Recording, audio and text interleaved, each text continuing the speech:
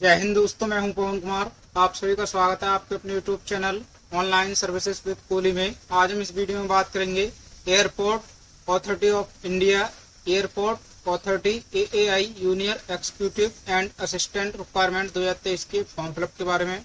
तो सबसे पहले इंपॉर्टेंट डेट की बात करें तो एप्लीकेशन जो स्टार्ट हुई है वो आपकी 5/8/2023 से स्टार्ट हुई है। लास्ट डेट की बात करें तो 4/9/2023। और एग्जाम फीस की लास्ट डेट की बात करें तो ये भी आपकी 4/9/2023 है। उसके बाद एग्जाम डेट और एडमिट कार्ड की बात करें तो यहाँ पे डेट मेंशन नहीं की हुई है, ये आपको नोटिफिकेशन के माध्यम से बता दिया जाएगा। उसके बाद एप्लीकेशन फीस की बात करें तो जनरल ओबीसी ईडब्ल्यूएस के लिए 1000 रुपये और SC ST और ऑल कैटेगरी फीमेल के लिए यहाँ पे कोई चार्ज नहीं है, 0 है। उसके बाद पे की बात करें तो आप debit card, credit card, net banking और ऑफलाइन ई चैनल के माध्यम से आप पेमेंट कर सकते हैं। उसके बाद एज लिमिट की बात करें तो यहाँ पे आपकी maximum age 30 year for junior and senior assistant post के लिए होनी चाहिए और maximum age 27 year for junior executive के लिए आपकी होनी चाहिए। उसके बाद टोटल पोस्ट की बात करें तो यहाँ पे 342 पोस्ट हैं। उसके बाद यहाँ पे ये पोस्ट नेम है जो कि जूनियर एग्जीक्यूटिव कॉमन कैडर की जो पोस्ट है वो 237 पोस्ट है। और यहाँ पे अगर एलिजिबिलिटी की बात करें तो आपके पास बैचलर डिग्री होनी चाहिए तो आप उसको अप्लाई कर सकते हैं।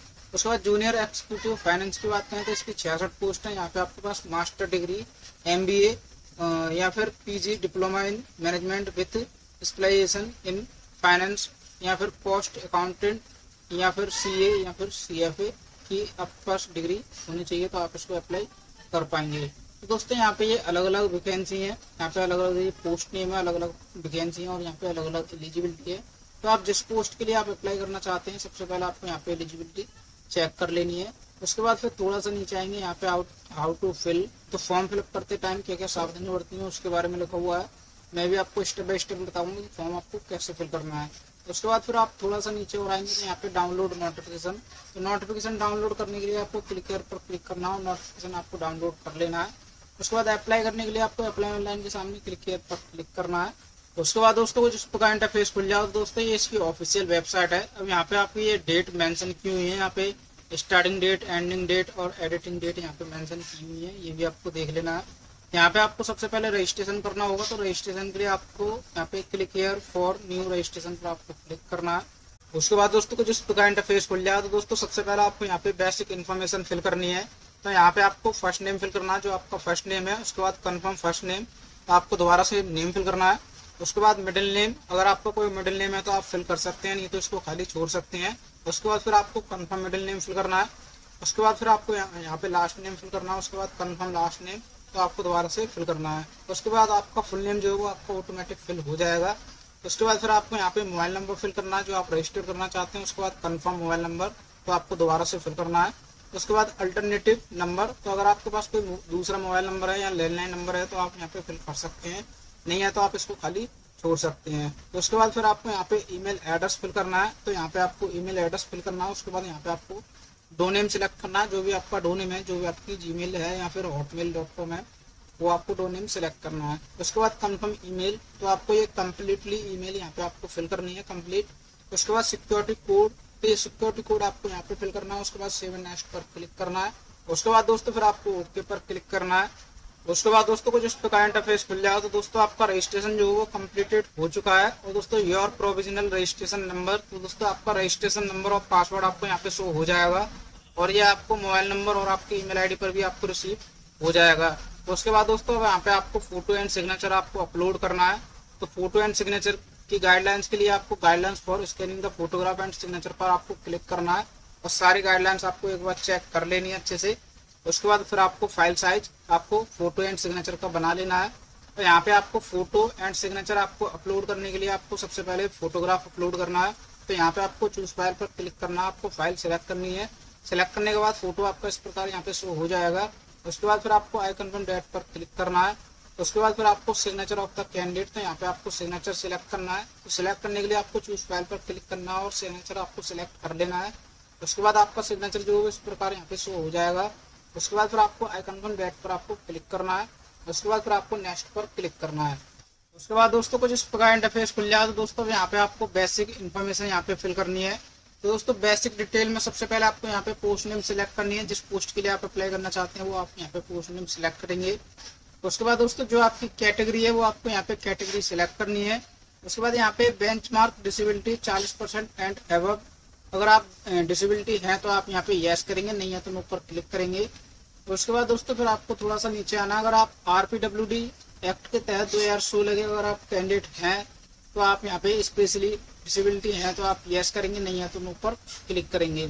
उसके बाद अगर आप एक्स सर्विसमैन हैं तो यस करेंगे, नहीं है तो नो पर क्लिक करेंगे।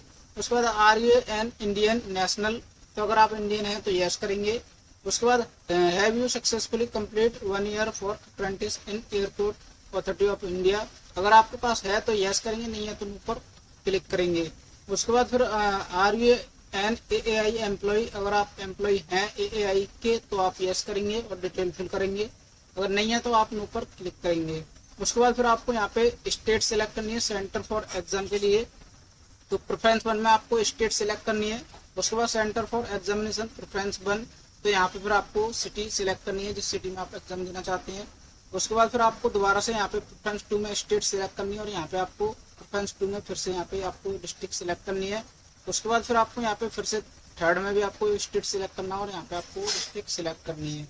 उसके बाद फिर आपको पर्सनल डिटेल में यहाँ पे आपको डेट ऑफ बर्थ सिलेक्ट करनी है, जो आपकी डेट ऑफ बर्थ है। उसके बाद फिर जो आपका जेंडर है वो आप यहाँ पे जेंडर सिलेक्ट करेंगे। अगर आप ट्विंस ब्रदर या सिस्टर हैं तो यस करेंगे, नहीं है तो नो पर क्लिक करेंगे। अगर आप यस करते हैं तो यहाँ पे आपको नेम ऑफ ट्विन का नाम आपको लिखना होगा। उसके बाद मैरिटल स्टेटस, तो जो भी आपका मैरिटल स्टेटस है इनमें से आप सिलेक्ट करेंगे। उसके बाद फादर्स नेम, यहाँ पे आपको मदर्स नेम, अगर आप मैरिड हैं तो यहाँ पे आपको स्पाउस नेम यहाँ पे आपको फिल करना होगा। और अगर आप अनमैरिड हैं तो आपको आपका ये ऑप्शन जो है आपको ऑटोमेटिक हिडन हो जाएगा। उसके बाद फिर आपको एड्रेस फॉर करस्पॉन्डेंस, तो यहाँ पे आपको करस्पॉन्डेंस एड्रेस फिल करना है। तो एड्रेस 1, एड्रेस 2, एड्रेस 3 में आपको एड्रेस फिल करना है। उसके बाद डिस्ट्रिक्ट नेम आपको फिल करना है। यहाँ पे आपको स्टेट सिलेक्ट करना है। उसके बाद जो आपके एरिया का पिन कोड है वो आपको पिन कोड फिल करना है। उसके बाद दोस्तों फिर आपको यहाँ पे परमानेंट एड्रेस फिल करना है।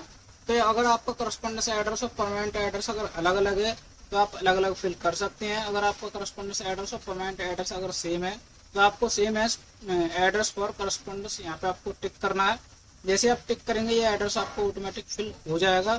उसके बाद दोस्तों अमाउंट की बात करें तो यहाँ पे SC कैटेगरी के लिए कोई चार्ज नहीं है। उसके बाद फिर आपको यहाँ पे 7 नेक्स्ट पर क्लिक करना है। उसके बाद दोस्तों अब यहाँ पे आपको क्वालिफिकेशन, एक्सपीरियंस एंड लैंग्वेज की डिटेल फिल करनी है। तो यहाँ पे अब आपको एजुकेशनल क्वालिफिकेशन की डिटेल फिल करनी है। तो यहाँ पे आपको 10th स्टैंडर्ड या SSC, तो यहाँ पे आपको 10th की डिटेल फिल करनी है। तो यहाँ पे आपको डिग्री नेम में आपको SSC लिखना है। उसके बाद डेट ऑफ पासिंग आपको सिलेक्ट करनी है और यहाँ पे आपको जो परसेंटेज है वो आपको परसेंटेज फिल करनी है। उसके बाद दोस्तों 10th स्टैंडर्ड और HSC, यहाँ पे आपको इंटरमीडिएट की डिटेल फिल करनी है। तो यहाँ पे आपको अदर सिलेक्ट करना है। उसके बाद दोस्तों यहाँ पे आपको 10 इंटरमीडिएट के लिए आपको HSC यहाँ पे आपको फिल करना है। उसके बाद फिर आपको डेट ऑफ पासिंग यहाँ पे आपको सिलेक्ट करनी है। उसके बाद जो आपकी परसेंटेज है वो आपको यहाँ पे फिल करनी है। उसके बाद ग्रेजुएशन में दोस्तों जो आपने ग्रेजुएशन में किया हुआ है, जो भी आपने ग्रेजुएशन में किया है वो आपको यहाँ पे सिलेक्ट करना है। अगर आपके पास इनमें से कोई नहीं है तो आपको यहाँ पे अदर सिलेक्ट करना होगा और यहाँ पे आपको नाम फिल करना होगा। अगर आपके पास इनमें से है तो आप इनमें से सिलेक्ट करेंगे। उसके बाद जो आपकी डेट ऑफ पासिंग है वो आपको यहाँ पे डेट ऑफ पासिंग सिलेक्ट करनी है। उसके बाद जो परसेंटेज है वो आपको यहाँ पे परसेंटेज फिल करनी है। उसके बाद ग्रेजुएशन 1 में अगर आपके पास कोई और भी ग्रेजुएशन है, कोई और भी डिग्री है तो वो आप यहाँ पे सिलेक्ट करके फिल कर सकते हैं। उसके बाद दोस्तों पोस्ट ग्रेजुएशन और यहाँ पे प्रोफेशनल क्वालिफिकेशन एंड अदर, तो अगर आपके पास कोई और भी क्वालिफिकेशन है तो वो भी आप यहाँ पे पोस्ट ग्रेजुएशन की फिल कर सकते हैं, नहीं है तो आप इसको खाली छोड़ सकते हैं। तो उसके बाद दोस्तों वर्क एक्सपीरियंस डिटेल, तो अगर आपके पास कोई वर्क एक्सपीरियंस डिटेल है तो आप यहाँ पे फिल कर सकते हैं और यहाँ पे ऐड मोर पर आपको क्लिक करना होगा तो आपका ये ऐड हो जाएगा। अगर आपके पास कोई वर्क एक्सपीरियंस की डिटेल नहीं है तो आप इसको ऐसे ही रहने देंगे, खाली रहने देंगे। उसके बाद फिर आपको 7 नेक्स्ट पर क्लिक करना है।